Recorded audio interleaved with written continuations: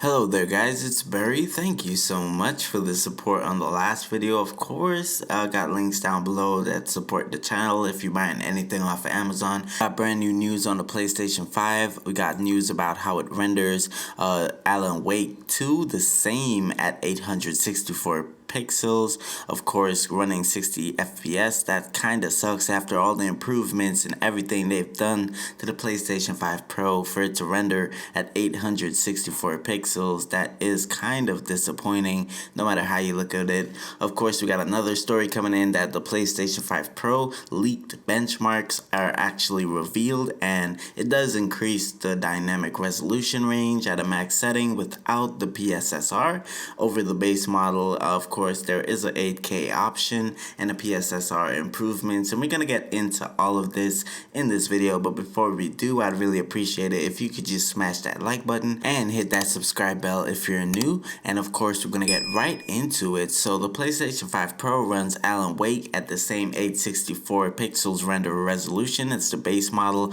when targeting 60 FPS, which is really disappointing as the PS5 Pro promises 3 key upgrades, including the new ray tracing hardware, PSSR upscaling, and 45% raw performance boost. And while PlayStation did not share much more information, the team over at Digital Foundry has received much more details and shared initial impressions about the combination of these upgrades. And according to analysts, Alan Wake 2 seemed to run at the very low resolution of 864 in the PS5 Pro performance mode. And why does this even matter? It's just because the PlayStation Pro was expected to solve the issue of the low render resolutions in this generation. This was a major selling point of the mid-gen refresh, and we got a bunch of new notes coming in from Digital Foundry Direct Weekly, episode 180 of the PS5 Pro breakdown, of course, and it says that The Last of Us Part 2 runs at 1440p internal resolution at 60 FPS, which is the same as the base PS5 performance mode with improved image quality due to PSSR.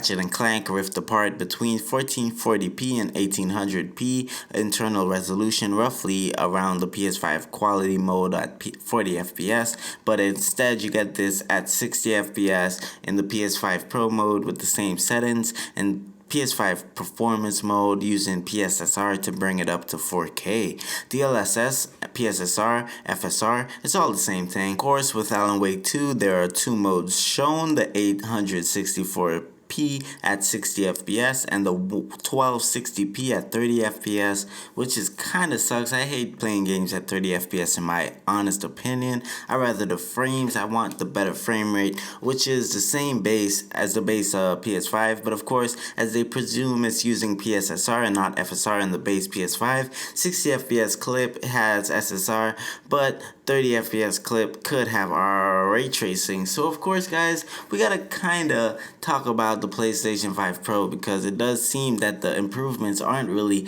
as substantial as we did think at the first release. And of course, we got new blogs and everything coming out about it. It's kind of crazy what's happening. Digital Foundry latest impressions are currently limited to Patreon subscribers, but users on Twitter have actually shared the major discussion points from the video. And according to the report, Alan Wake 2 with the 1260p in performance and quality modes, it's kind of the same resolution targets used for the base console, but the new hardware relies on PSSR for the upscaling. There doesn't seem to be any additional ray tracing in this mode either. And Digital Foundry also added that PSSR purpose is to improve the quality of pixels rather than the quantity. However, it's still quite surprising that the PS5 Pro relies on such low internal resolution after a 45% hardware upgrade. And of course, this is all based on what the developers decide to do. Like, it is an option for them if they want to get the Pro enhanced badge on their game. They don't have to do it, but even if they go ahead and do it, they could just actually increase the game from 1080p to 1260p, and that'll count as a PS5 Pro enhanced mode, which kind of sucks. Like, I would have hoped PlayStation put some more rigorous testing, not testing, put some more rigorous rules and actually structure into how you get the PS5 Pro badge on your game. Doesn't make sense. For reference, right guys, a GeForce RTX 4070, which is said to be a rough reference point for PS5 Pro's GPU, can easily achieve more than 40 FPS when upscaling Alan Wake 2 from 1440p to 4K, and the console results aren't too impressive when looking at last gen game like Last of Us 2 Part either. It is actually the title runs at the same 1440p internal resolution as the original PS5, with upscaling being switched from FSR to PSSR. Another shocking result comes from Assassin's Creed Shadows, which is said to be rendering games back at 864p in performance mode, which is pretty wild. Just to get these games at 60 FPS, the PS5 has to go through such a hit at the quality. They are adding up for it with the PSSR, giving more quality to the pixels and stuff, but I don't think this is gonna actually appease gamers. This is crazy. But on the more positive side, the game like Ratchet and Clank Rift Apart, which is a launch game, by the way, a game that launched back in 2020 with the PS5, the game still targets a similar PS5 40 FPS mode and achieves 60 FPS using the new hardware, better highlighting the PS5 Pro's capability. But 20 FPS additional for $700 price tag does seem pretty tough.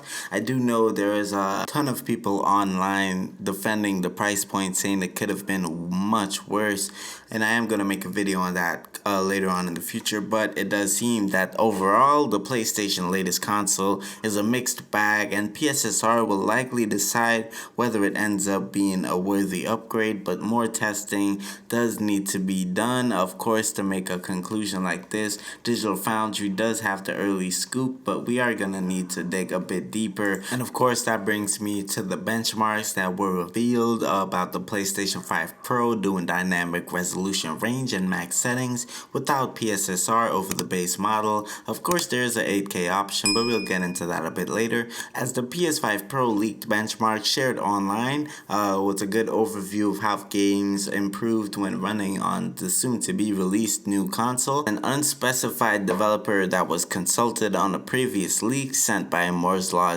Dead early testing footage of one of their games compares it to running on the base PS5 Pro model side by side, complete with displayed frame rates. According to the footage, the game uses a 1080p by 16p dynamic resolution range, which actually is a mix of medium to high settings, and runs between 45 and 60 FPS on the base model. The same game on the PS5 Pro uses a higher dynamic resolution range, the 1600p, 2160p with no PlayStation Spectral Super Resolution maximum settings, and runs locked 60 FPS per second without any kind of drops. The developer is looking into trying 4K resolution and 120Hz modes in the future.